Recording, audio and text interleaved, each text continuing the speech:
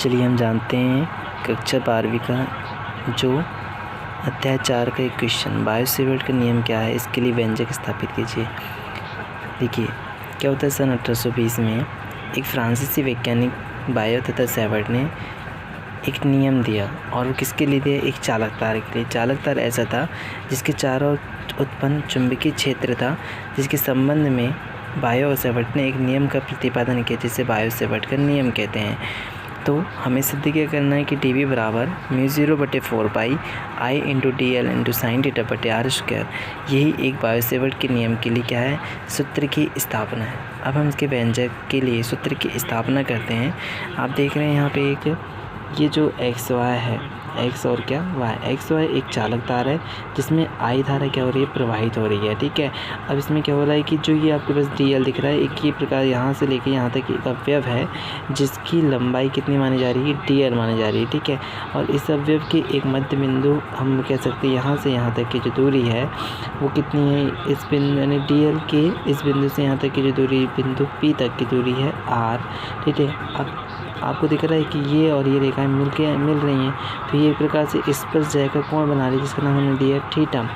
ठीक है, अब आगे देखते हैं कि किसी बिंदु P पर उत्पन्न चुंबकीय क्षेत्र की तीव्रता हम कह सकते हैं dB है। कितनी है? dB है। ठीक है, तब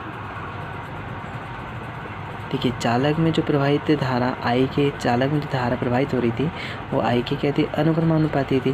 तो किसके चुंबकीय क्षेत्र हम कह सकते हैं dB समानुपाती dB अनुक्रमानुपाती क्या I। दूसरा जो धारा अवयव था एक, उस dl यानी जो लंबाई है उसकी क्या होती है? अनुक्रमानुपाती होती है। तब हम लिख सकते हैं dB अनुक्रमानुपाती के dl, समीकरण नंबर 2। इसी प्रकार से हम कह सकते हैं कि जो चुंबकीय क्षेत्र की जो तीव्रता है वो साइन थीटा की भी क्या होती है? अनुक्रमानुपाती होती है। तब हम इसको लिख सकते हैं dB अनुक्रमानुपाती साइन थीटा। और इसी प्रकार से हम लिख सकते हैं कि धारा अवयव से बिंदु P के बीच की दूरी, अब देखो बिंदु P से बीच की दूरी के वर्ग के व्युत्क्रमानुपाती होती थी ना। इस प्रकार से अगर हमारे पास एक तार था, यहाँ से यहाँ तक की दूरी थी, तो यहाँ से यहाँ तक की दूरी जो P थी उसके बीच की जो दूरी थी वो कितनी मानी जा रही थी? r मानी थी। तो भी चुंबकीय क्षेत्र की तीव्रता dB की क्या होती है? व्युत्क्रमानुपाती होती है, इसलिए हमने लिखा dB व्युत्क्रमानुपाती 1/r का स्क्वायर। अब हम क्या कह रहे हैं? समीकरण नंबर 1, 2, 3 और 4 चारों को मिलाकर लिखते हैं।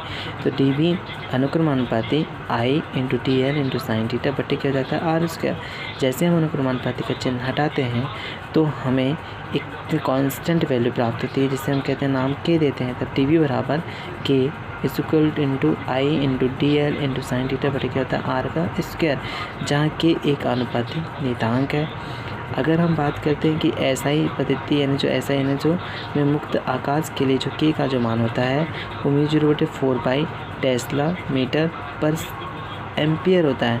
तब हम समीकरण नंबर कहते हैं 5 में 5 से जहाँ k का मान हम रख देंगे तो केवल dB बराबर हो जाएगा μ0/4π I × dl × sin θ बटे क्या? r का क्या? स्क्वायर।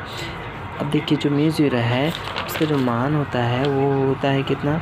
4π × 10⁻⁻⁷ टेस्ला मीटर पर क्या? एम्पियर। तब हम क्या कह रहे हैं कि जो μ0 है उसका मान हम रख देते हैं किसमें? समीकरण नंबर 5 में।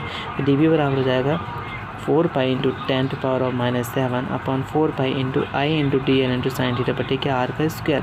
4π से 4π कैंसिल हो जाएगा। तब हम कह देंगे dB बराबर कितना?